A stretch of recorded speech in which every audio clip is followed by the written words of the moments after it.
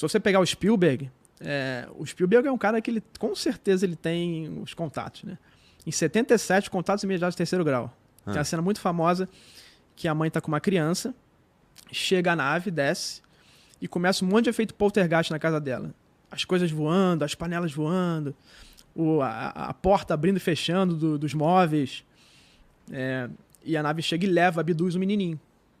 Então, naquela época, o Spielberg já sabia que os ditos extraterrestres, abduções, estavam junto com os fenômenos poltergeist, que seriam fenômenos totalmente diferentes, paranormais. E hoje isso acontece a roda. Eu estava no Acre lá, quando apareciam as luzes perto da gente. Então tu viu as luzes? Sim, eu vou mostrar vídeo daqui a pouco. Quando apareciam as luzes perto da gente, as luzes vinham da floresta, os fenômenos com o poltergeist começavam a acontecer. Era rádio com a comunicação, era o celular que travava totalmente, era a luz que começava a piscar. E tu com tudo o isso cu ao na mesmo mão. tempo. Com certeza. Porque você não sabe o que vai acontecer. Total? Você não sabe. O que vai acontecer daqui a pouco? Será que eu vou ser levado? Uma das vezes o menino foi olhar, tava comigo, um indígena, me ajudava, né, os meninos, né? Dar um abraço lá pro povo Iauanauá. Aí tava o Ramão com um binóculo meu, foi olhar melhor, o fenômeno não deixou, paralisou ele. Ele ficou assim, igual uma estátua. O fenômeno não quis que ele colocasse o binóculo para ver melhor. Ele ficou uns 2 minutos só conseguindo falar. Eu tô paralisado, não consigo fazer nada. Então você vê o poder que esse fenômeno tem na nossa realidade. Eu acho que é muito mais uma coisa, o pessoal fala de interferência eletrônica. Aconteceu lá no Acre também. A gente estava instalando uma câmera. O que acontecia? Eu levei... Ficou quanto tempo no Acre? 10 dias. Eu levei 70 quilos de equipamento pro Acre. Câmeras, sensores, tudo sem imaginar. O cacique lá, Chucuá, mandar um abraço, o cacique Chucuá também, me cedeu uma casa. Eu construí os equipamentos em torno da casa. E ele me cedeu 2 meninos para ajudar, o Zaqueu e o Ramon. Como é que tu convenceu o cacique a ficar lá 10 dias? Porque isso, eu suponho que isso não seja uma coisa corriqueira. Sim. Né? Todo um problema, mas é todo uma dificuldade para fazer isso rolar. Então, assim, tu deve ter precisado conversar com calma e tudo mais. O que aconteceu? Quando eu peguei esses documentos de 2014, eu estava na época da pandemia, 2020, aí que eu criei meu canal no YouTube. Porque eu não queria aparecer. Aí eu te mandei os materiais para os ufólogos, eles ficaram, não, cara, você é um cara com credibilidade, engenheiro, precisa de gente assim. Aí eu falei, tá bom, cara. Eu criei meu canalzinho lá, humilde, comecei a falar e estourou esse negócio. E aí todos os jornalistas do Acre começaram a me ligar, eu virei uma celebridade no Acre. O cara que conseguiu os documentos do Acre. E eu consegui fazer amizade com esses caras, com os jornalistas, que eu mandar um abraço para eles, inclusive. E aí, o que aconteceu? Eu sabia que quando acontecesse de novo, porque esse fenômeno é cíclico, eu ia saber. E eu ia ter que estar preparado para ir. E aí me ligou lá o Diego Gurgel, lá do Acre, e falou, tá acontecendo, as luzes eram esferas laranjas, que estavam entrando na casa dos índios, eles estavam dormindo, a luz ficava observando eles, às vezes em cima da casa deles, fazendo monitoramento da aldeia. Não tinha disparo, diferente das outras, não tinha disparo de luzes, de raios. E aí ele me colocou em contato com o cacique, e aí o cacique começou a investigar. Em um dos casos, ele tentou atirar, ele achava que era um drone. Falou, drone na minha aldeia não pode. E ele foi atirar, de espingarda.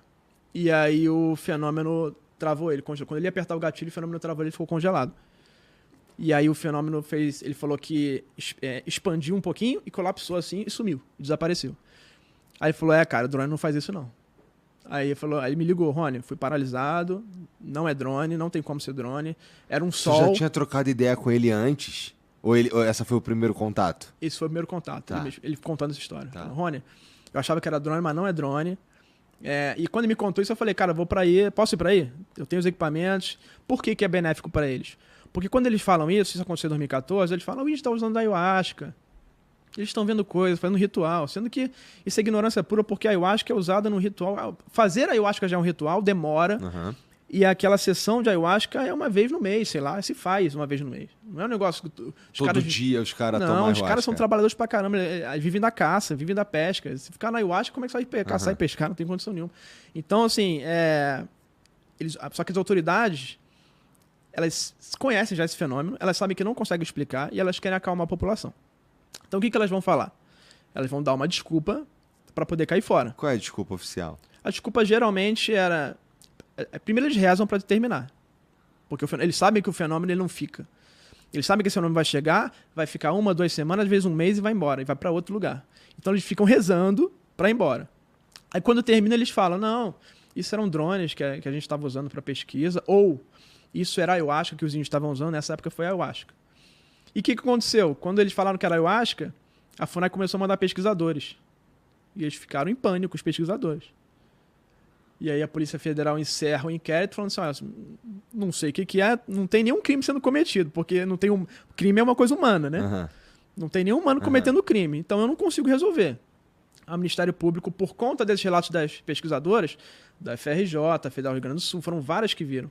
Eu tenho vídeos para mostrar daqui a pouco. O Ministério Público fala assim, nossa, eu tenho que pesquisar também. Só que o Ministério Público na época não tinha recurso e tal, eles arquivam. Então vai acontecer sempre isso, eles sempre vão dar desculpa. Então isso foi um jeito do cacique conseguir mostrar que era a realidade. Entendi. Que ele não estava usando ayahuasca nem nada disso. Aí tu foi Por isso lá. que ele quis a minha presença lá. Para poder coletar dado, informação e a gente poder noticiar isso. Porque se esse fenômeno começa a acontecer, acontece alguma coisa ruim na aldeia, por enquanto não estava atirando, mas a gente sabe que o histórico é de sumir com pessoas, é de você jogar um raio e aquela pessoa às vezes perder uma criança, às vezes ter uma sequela permanente.